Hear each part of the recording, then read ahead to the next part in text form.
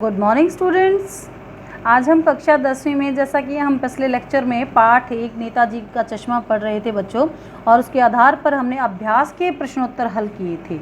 और कुछ एक आज हम जो पाठ्येतर सक्रियता के आधार पर कुछ एक प्रश्न जो मुझे लगता है कि आप लोगों को पता होने चाहिए, आने चाहिए, तो वो 2-3 क्वेश्चन ही हम इसमें से करेंगे। बाकी हम एक्स्ट्रा क्वेश्चंस भी हल करेंगे जो आपकी क्षितिज भाग 2 की पार्ट 1 में नहीं दिए गए हैं। अभ्यास के प्रश्न ही इसमें दिए गए, लेकिन हम कुछ एक्स्ट्रा प्रश्न भी करेंगे, वो सिर्फ आपने ध्यान से सुनने हैं, क्योंकि ये इंटरनल क्वेश्चंस हैं। इंटरनल क्वेश्चन यानी कि जो पाठ आपने पढ़ा उसके आधार पर हम अपने आप भी कितने ही प्रश्न भी बना सकते हैं। तो वो मैं आपको कुछ एक प्रश्न बताऊंगी, और 2 प्रश्न आज हम यहाँ पर पाठ्येतर सक्रियता के आधार पर पढ़ेंगे। तो हमारा पहला इसमें प्रश्न था पाठ्येतर सक्रियता के आधार पर, आपके विद्यालय में शारीरिक रूप से चुनौतीपूर्ण विद्यार्थी हैं। हाँ, शारीरिक रूप से चुनौतीपूर्ण विद्यार्थी क्या होते हैं बच्चे? जो जैसे कि कैप्टन था, अब कोई थोड़ा बहुत जिसको हम दिव्यांग भी कह सकते हैं, या किसी का पैर नहीं है, किसी की हाथ नहीं है, किसी की आंखें नहीं हैं,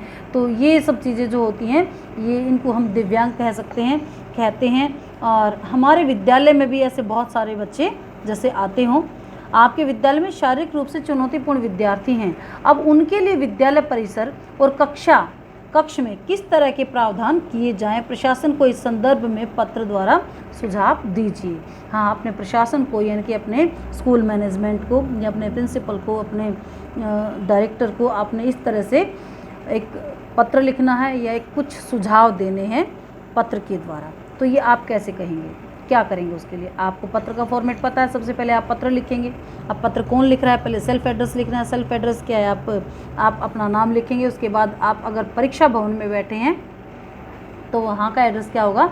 आप एक स्टूडेंट हैं तो आपका एड्रेस है वहाँ का परीक्षा भवन, और अपने एड्रेस को हमने शो नहीं करना, दिखाना नहीं है, इसलिए हम लिखेंगे परीक्षा भवन क ख ग और दिनांक। उसके बाद जो है हम स्कूल का नाम क ख ग हो गया।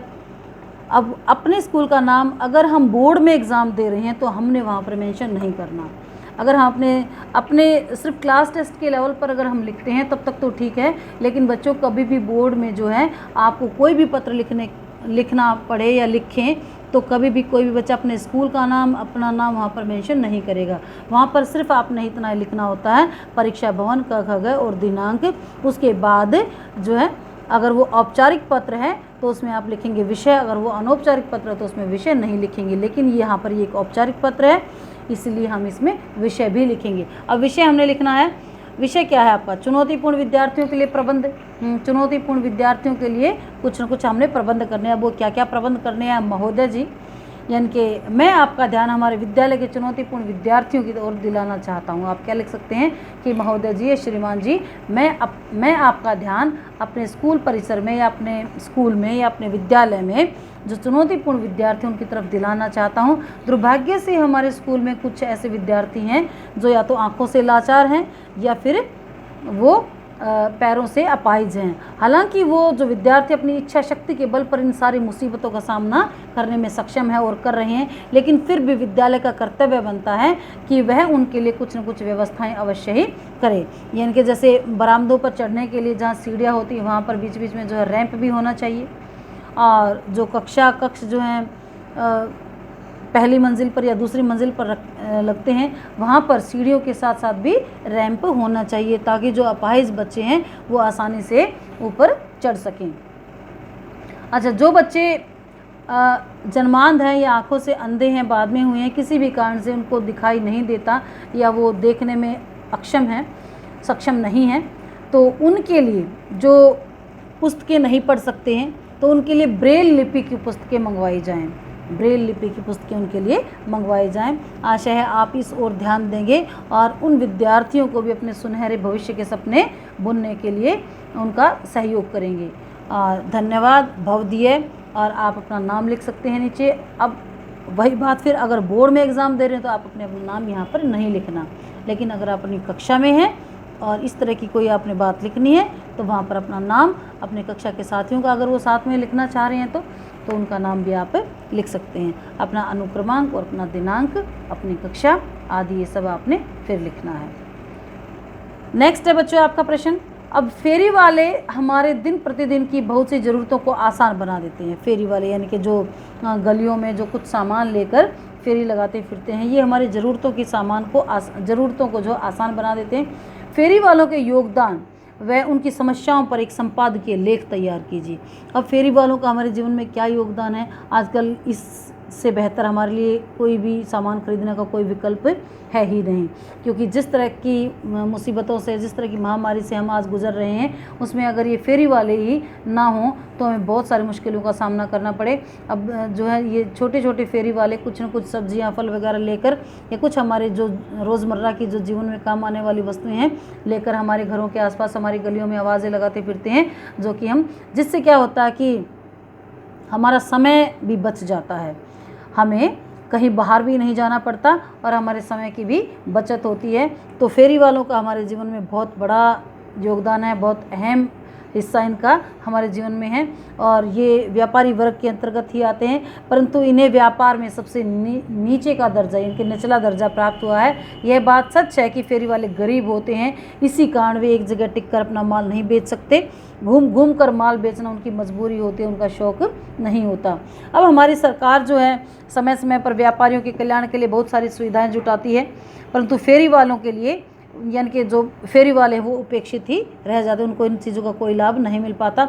अब इनकी गिनती दिहाड़ी मजदूरों में भी नहीं हो सकती है। ये बेचारे रोज़ रोज़ अपनी माल गठरियों में, रेहड़ियों में लाद कर या साइकिलों पर या छोटे मोटे वाहनों पर रख कर और गलियों में घूमते फिरते हैं और जो है अपनी फिर रोज़मर्रा के जीवन चलाने के लिए अपनी व्यवस्थाएं करते हैं। इन्हें जो है बैंकों से भी आसान किस्तों पर पैसा नहीं उपलब्ध हो पाता है। इनके लिए सामान रखने के सेंटर जो है खुल सकते हैं। अब ये फेरी वाले गांव-गांव में घूमकर उन बड़े बूढ़ों और सुदूर रहने वाले व्यक्तियों तक माल पहुंचाते हैं जो बाज़ार में नहीं जा पाते और जो चलते फिरते, अब इनको हम चलता फिरता बाज़ार भी कह सकते हैं। गांववासी हो या शहरवासी हो, इनकी हमारी जो बहुत सारी ज़रूरतें ये फेरी वाले पूरा करते हैं और इसीलिए इनकी समस्याओं पर विचार होना ही चाहिए। अब नेक्स्ट है बेटा, अपने घर के आसपास देखिए और पता लगाए कि नगर पालिका ने क्या क्या काम करवाए हैं और उसमें हमारी क्या भूमिका हो सकती है। हम अपने आसपास देखें कि नगर पालिका ने क्या क्या काम करवाए हैं और हमारे जीवन में उनकी या फिर हमारी भी क्या भूमिका उनमें हो सकती है। अब नगर पालिका हमारे लिए बहुत सारे काम करवाती है, जल है, सीवर है, सफाई है, बिजली है और पार्कों की व्यवस्था है आदि। हमारी गलियों में सदा जो स्ट्रीट लाइट जो रहती है वो नगर पालिका को ही जल की आपूर्ति करनी होती है, सीवर की पाइपलाइन बिछानी होती है, नगर पालिका ही ये सब कार्य करवाती है। एक जमादार सफाई करने के लिए भी रखा जाता है या और कई बार वो नहीं आता तो उसकी शिकायत भी वहाँ पर की जाती है। नगर पालिका पार्क भी बनवाती है और जिसको कि हरा भरा रखने की भी जिम्मेवारी उन्हीं की होती है। लेकिन हमारा कर्तव्य बनता है कि हम नगर पालिका का सहयोग करें। कोई अगर व्यवस्था गड़बड़ा जाती है तो तुरंत इसकी शिकायत कार्यालय में दर्ज कराएं। पार्क, गलियां हमें साफ स्वच्छ रखें और गलियों में लगे हुए बल्ब और जो है टूटियां आदि सब हम सुरक्षित रख सकते हैं। तो इस तरह से हम योगदान दे सकते हैं। अब कुछ महत्वपूर्ण प्रश्न हैं, 2-4 वो हम यहाँ पर हल करेंगे। जैसे कि आपके विचार से पान वाला या कैप्टन में से असली लंगड़ा कौन था? अब देखिए बहुत बड़ा प्रश्न है ये, बहुत ही गहराई से समझने का है। आपके विचार से पान वाला या कैप्टन में से असली लंगड़ा कौन है? पठित पाठ के आधार पर बताइए। अब हमारे विचार से जो प्रश्न पूछा गया है कि जो है असली लंगड़ा कौन है, अब यहाँ पर लंगड़े का जो अर्थ है वो पंगु या कर्महीन माना जाना चाहिए। हाँ, यहाँ पर लंगड़े का अर्थ यह नहीं कि पैर से लंगड़ा कौन था, लंगड़े का अर्थ यहाँ पर कर्महीन या जो मन से पंगु होता है उसके बारे में यहाँ पर प्रश्न किया गया है। इस तरह से यदि विचार करें तो असली जो लंगड़ा है वो पान वाला ही कहलाएगा, क्योंकि पान वाला जीवन भर बातें ही करता रहा लेकिन उसने अपने देश के लिए कोई भी कार्य नहीं किया। और कैप्टन चाहे भले ही शारीरिक रूप से वो लंगड़ा था लेकिन फिर भी उसने नेताजी के सम्मान में कोई कमी नहीं छोड़ी, अतः वह लंगड़ा नहीं बल्कि वो समर्थ है। अब ऐसे ही एक और क्वेश्चन है कैप्टन की मृत्यु का समाचार देते वक्त पान वाला उदास हो जाता है क्यों? कैप्टन की मृत्यु का समाचार देते वक्त पान वाला उदास हो जाता है क्यों? कैप्टन की मृत्यु का समाचार देते वक्त पान वाला इसलिए उदास हो जाता है क्योंकि वह मन ही मन कैप्टन का सम्मान भी करता है, क्योंकि उसको पता है कि मुझसे कहीं ज़्यादा देशभक्तों का सम्मान ये कर रहा है और मुझसे कहीं ज़्यादा अच्छा काम ये कर रहा है, इसलिए मन ही मन वो उसका सम्मान करता है, इसलिए उसके मरने पर उसकी आंखों में आंसू आ जाते हैं। अब नेक्स्ट है, मूर्ति पर सरकंडे का चश्मा देखकर हालदार साहब को कैसा महसूस हुआ तथा वह किस भाव को इंगित करता है?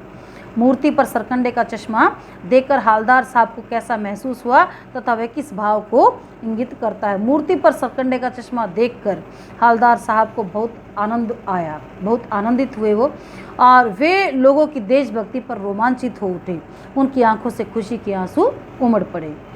अब एक और प्रश्न है बेटा, यह क्यों कहा गया है कि महत्व मूर्ति के रंग रूप या कद का नहीं है? यह क्यों कहा गया है कि महत्व मूर्ति के रंग रूप या कद का नहीं है बल्कि उसकी भावना का है?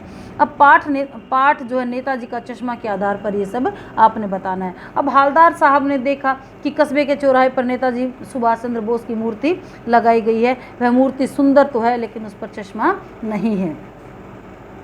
अब चश्मा है तो एक सामान्य चश्मा है, इन कमियों को नज़रअंदाज करते हुए उसने सोचा कि मूर्ति के रंग रूप कद पर इतना ध्यान नहीं देना चाहिए, उससे अच्छी बात तो यह है कि कस्बे वालों ने मूर्ति बनाई और अपनी देशभक्ति की भावना का परिचय दिया। महत्व भावना का है, मूर्ति के रंग रूप का नहीं है। भावना का महत्व क्या था कि न होते हुए भी, इतना साधन संपन्न न होते हुए भी अपने थोड़े बहुत गिने चुने चश्मों में से कैप्टन ने उसकी मूर्ति जो है चश्मे वाला है सुभाष चंद्र बोस है उसकी मूर्ति पर उन्होंने चश्मा लगाया। तो बच्चों हमने आज ये प्रश्न जो है कुछ एक एक्स्ट्रा प्रश्न हमने किए हैं और कुछ एक पाठ्येतर सक्रियता के आधार पर हमने प्रश्न यहाँ पर हल किए हैं। तो ये प्रश्न आप ध्यानपूर्वक सुनेंगे और जो है इनको बार बार इनका अभ्यास करेंगे, क्योंकि इसी पाठ के आधार पर आपका नेक्स्ट टेस्ट होने वाला है। Thank you.